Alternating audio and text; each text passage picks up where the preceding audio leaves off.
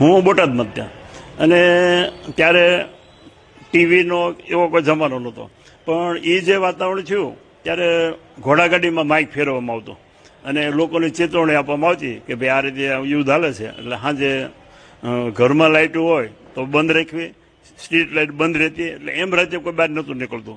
બાકી કોઈ માહોલ, બીકનો માહોલ હોય, કોઈ ડર હોય એવું કાંઈ નહોતું, કારણ કે દરેકને હતું.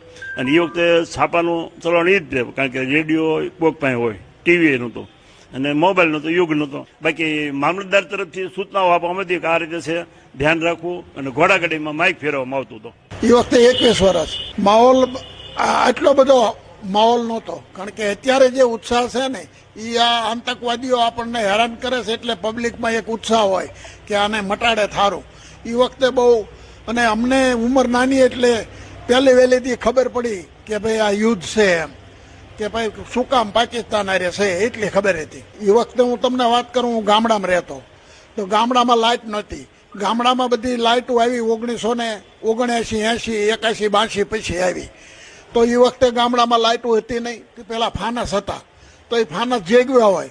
પણ અમારે રેડિયામાં કહેવાતું, રેડિયામાં સમાચાર આવતા કે 6 વાગે પહેલાં બધાને જમી લેવું, વાળું પાણી કરી અને અંધારપટ કરીને સૂઈ જવાનું, ફળિયામાં કોઈને હોવાનું નહીં, ઘરમાં બધાને ઓસરીમાં ઘરમાં હોવાનું. હા, મેં ઘોડાગાડી ચલાવેલી.